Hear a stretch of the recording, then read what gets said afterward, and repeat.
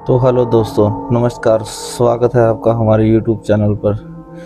मैं आपसे वादा करता हूँ, ये कहानी सुनने के बाद आप कभी अकेले बंद कमरे का दरवाज़ा कभी नहीं खोलेंगे।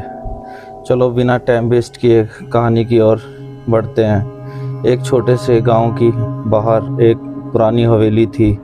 लोग कहते थे कि उस हवेली में जो भी रात बिताता है वो कभी वापस नहीं आता। गांव में रोहित नाम का एक लड़का रहता था। उसे भूत प्रेत की बातों पर बिल्कुल विश्वास नहीं होता। एक दिन उसने अपने दोस्तों के से कहा, मैं आज अकेला रात हवेली में जाऊंगा, साबित कर दूंगा कि वहाँ कुछ नहीं है। दोस्तों ने उसे बहुत रोका लेकिन रोहित नहीं माना। रात के 11 बजे वो एक टॉर्च और अपना मोबाइल लेकर हवेली की ओर निकल पड़ा। हवेली के पास पहुंचते ही ठंडी हवा चलने लगी। दरवाज़ा अपने आप चर्र की आवाज़ के साथ खुल गया। रोहित थोड़ा डर गया लेकिन फिर भी अंदर चला गया।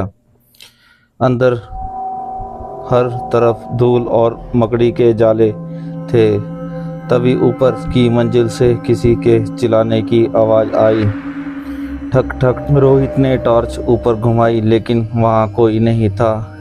कुछ देर बाद एक पुराना कमरा दिखाई दिया। उस कमरे के दरवाज़ा बाहर से बंद था और उस पर लिखा था, इस कमरे को कभी मत खोलना।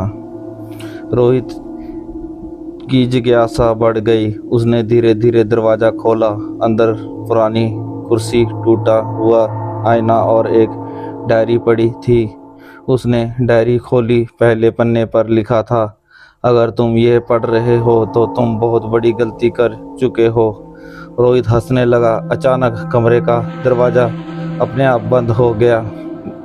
धड़म की आवाज़ आई।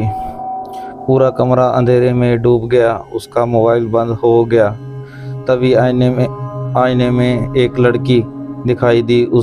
उसके लंबे बाल थे और चेहरा खून से भरा हुआ था।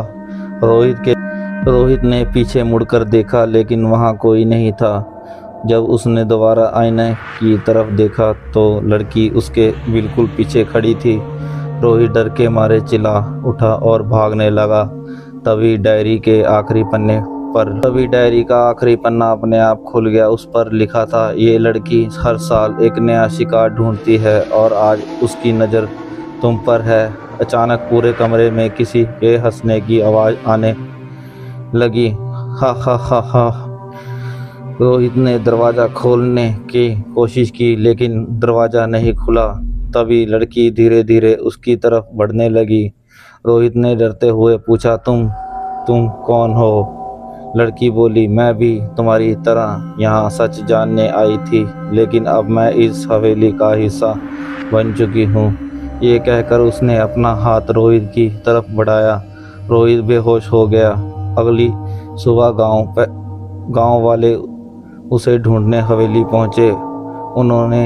उन्हें रोहित कहीं नहीं मिला, लेकिन उस दिन कमरे में एक नई डायरी पड़ी थी। उसके पन्ने पर लिखा था, मेरा नाम रोहित है, अगर तुम ये पढ़ रहे हो तो यहाँ से तुरंत भाग जाओ।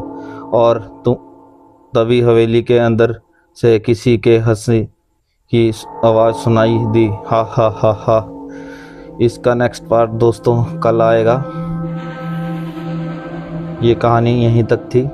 कल आपको इसका नेक्स्ट पार्ट मिल जाएगा।